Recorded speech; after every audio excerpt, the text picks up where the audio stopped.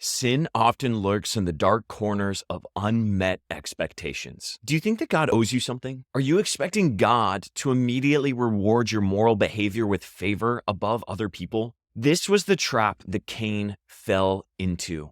In episode 4 of Bible in a Year, we hear the tragic story of Cain and Abel. Cain and Abel both brought sacrifices to the Lord. Cain brought a sacrifice of grain because he was a farmer. Abel brought a sacrifice of the firstborn of his flock because he was the herder. There was something about Abel's sacrifice that made him more blessed. Maybe it's because it was the firstborn of his flock. Maybe it's because Abel brought it to God with a better heart.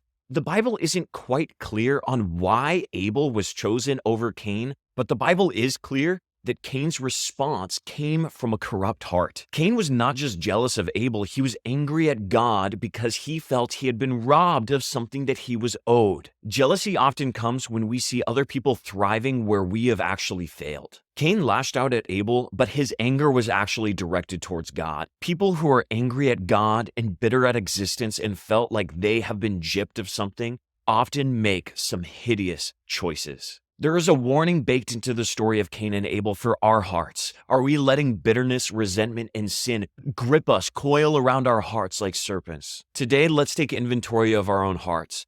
Are there unmet expectations or perhaps bitterness at God that we haven't really dealt with? God wants the real you to come to the real Jesus. If you're a faith leader out there looking to impact millions of people for the gospel, email sales@pray.com.